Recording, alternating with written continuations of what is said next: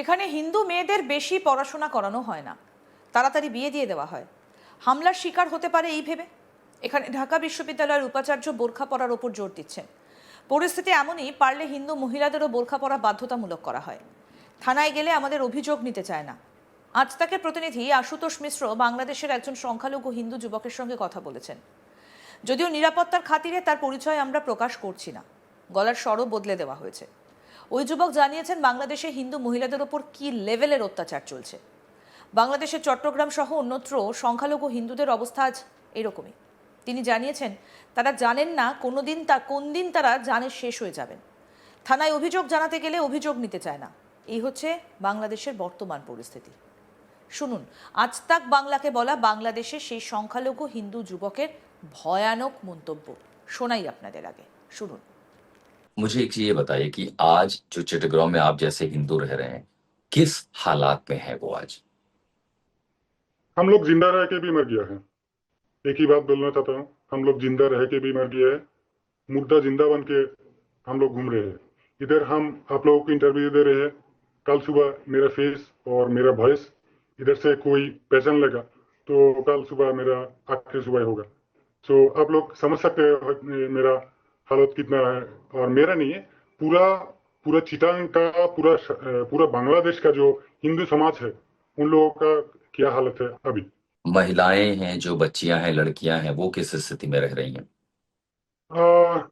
अभी इधर का जो महिलाएं है उन लोगों को जो पढ़ाया नहीं जा रहा है ज्यादा ज्यादा क्लास तक, उन लोगों को जल्दी से शादी कर दिया जा रहा है, क्योंकि अभी जो मॉब वायलेंस हो रही है उन लोगों को क्लास करने नहीं जा सकते।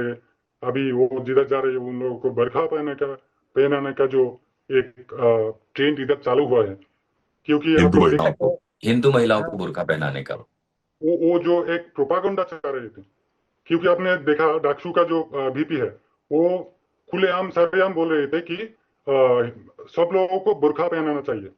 नहीं तो क्या हिंदू महिलाओं को नहीं, वहाँ हिंदू महिलाओं को भी बोला गया है बुर्का पहनने को? अभी तक हुआ ऐसा कुछ? अभी तक वो हुआ नहीं, फिर भी हम लोग को हिंदू के ऊपर जो एलिगेशन आ रही है वो चाहते हैं कि हम लोग भी बुर्का पहने।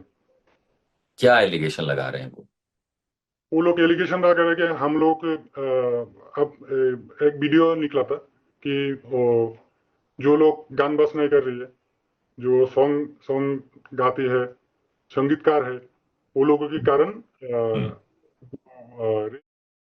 वो उनके कारण में होता है। अच्छा, ये गाने बजाने से? हाँ वही। सो इसके लिए हम समाज की लड़कियां भी हायर एजुकेशन के लिए नहीं जा रही, आप लोग उनकी जल्दी शादी कर देते हैं।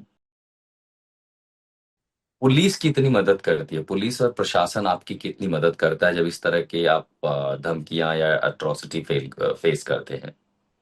सर आप लोग जानते हैं कि इधर का जो माहौल है वो किसी ना किसी कम्युनिटी का, जैसे एमएलए हुआ, एमएलए के नीचे कोई रहता है जो उधर के लीडर होता है, तो लीडर से होके अगर कुछ लीडर का आदमी लोग अगर कुछ किया तो हम लोग अगर पुलिस के पास जाते हैं कंप्लेन लेकर, पुलिस वो नहीं लेते वो लोग हम लोगों के ऊपर ही चार्ज डाल देते, बोलते हैं तुम लोग आवामी लीग करते थे, तुम लोग आवामी लीग फैशीवादी का आदमी है, ऐसे बोल के हम लोगों को ही अंदर डाल देते हैं।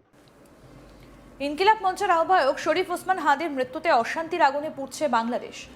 সে দেশে সংখ্যালঘু হিন্দুদের ওপর হামলার ঘটনা এক লহমায় যেন অনেকটা বেড়ে গিয়েছে। ময়মনসিংহের ভালুকায় হিন্দু যুবক দীপুচন্দ্র দাসকে ধর্মীয় অবমাননাকর মন্তব্যের অভিযোগে মারধর করে জ্বালিয়ে জানে শেষ করে দেওয়া হয়। শুধু এই ঘটনাই নয়, চট্টগ্রামের রাউজানে বেশ কয়েকটা হিন্দু বাড়িঘরে বাইরে থেকে আটকে দিয়ে আগুন ধরিয়ে দেওয়া হয় বলে অভিযোগ। আগুনে শুধুমাত্র ঘরের আসবাবই পুড়ে ছাই হয়ে যায়নি, জানে শেষ হয়ে গিয়েছে সেই সব বাড়িতে থাকা গৃহপালিত প্রাণীগুলো। দুষ্কৃতকারীরা পোড়া বাড়ির কাছে হিন্দু সম্প্রদায়ের বিরুদ্ধে একটা সতর্কতামূলক ব্যানারও রেখে যায়। ব্যানারটিতে তাদের বিরুদ্ধে ইসলামের পরিপন্থী কার্যকলাপে জড়িত থাকার অভিযোগ করা হয়। ব্যানারটিতে তাদের এ ধরনের কাজ থেকে বিরত থাকার জন্য সতর্ক করা হয়, অন্যথায় তাদের পরিণতি ভোগ করতে হবে বলে জানানো হয়েছে।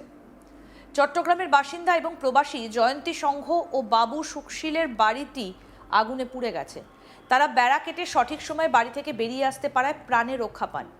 স্থানীয়রা ইন্ডিয়া টুডেকে জানান, পরিবারের বাকি সদস্যরাও রক্ষা পেয়েছেন। পরিবারের সদস্য ছাড়া বাড়ির আর কিছুই অবশিষ্ট ছিল না। বাংলায় হাতে লেখা ব্যানারটিতে বলা ছিল, এই এলাকার হিন্দু বাসিন্দাদের জানানো যাচ্ছে যে আপনাদের ওপর কড়া নজর রাখা হচ্ছে। আপনারা ইসলাম এবং মুসলিম সম্প্রদায়ের বিরুদ্ধে কার্যকলাপে জড়িত থাকার অভিযোগে অভিযুক্ত। আপনাদের অবিলম্বে আপনাদের গতিবিধি, সভা এবং কার্যকলাপ বন্ধ করার জন্য সতর্ক করা হচ্ছে।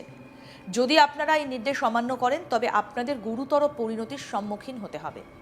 এছাড়াও ব্যানারটিতে আরও হুমকি দেওয়া হয়েছে, হিন্দু সম্প্রদায়ের সদস্যরা যদি এই নির্দেশ উপেক্ষা বা লঙ্ঘন করেন তবে তাদের বাড়িঘর, সম্পত্তি ও ব্যবসা সহ সবকিছু ধ্বংস করে দেওয়া হবে এবং তাদের সতর্ক করে বলা হয় যে কেউ আপনাদের রক্ষা করতে পারবে না। ব্যানারটিতে লেখা ছিল, এটাই শেষ সতর্কতা, যে কোনো প্রতিরোধের ফলে গুরুতর ব্যবস্থা নেওয়া হবে। একজন ভুক্তভোগী মিঠুন কি বলছেন শুনবো। ক্ষতি তো অনেক কিছু হয়েছে, এটা বলার বাইরে, কিন্তু জানি না, একটা কথা শুধু বলতে চাই, এটা কোন ইস্যু বা কিরকম, আমাদের সাথে কারোর সাথে শত্রুতা নেই। এটা আমাদেরকে ভিতরে লক করে, মানে বাইরে থেকে লক করে আমাদেরকে আগুন দেওয়ার পরিকল্পনা, মানে আগুন দিয়ে দিয়েছে অলরেডি। আর আমরা বেরোইছি বাইরে দরজা কেটে, অনেক কষ্ট বিনিময়ে। ছোট বাচ্চা ছিল, ঘরের সবকিছু শেষ। আর আমি একটা প্রবাসী, আমি আসছি বেশি দিন হয় নাই, এই 3 মাস হচ্ছে। আর আমি এসে নতুন বিয়ে করছি মাত্র 1.5 মাস। সব আমার জিনিসপত্র যা আছে, সামান সব কিছু পুরো শেষ। হাঁস ছিল, হাঁস সব শেষ, মানে সব কিছু শেষ। আবার টোটাল ক্ষতি কত হবে? টোটাল ক্ষতি অনুমানে এতে 15-10 লাখ টাকা এরকম, কারণ ক্যাশ ছিল 55,000 টাকা। আপনার নাম কি বলছেন? আমার নাম মিঠুন সিং। আর ঘটনা হয়েছে 3:20 অনুমানে। অনেক কষ্ট বিনিময়ে বেরিয়েছি। বাইরে থেকে কি দরজা বন্ধ ছিল? বাইরে থেকে দরজা বন্ধ ছিল।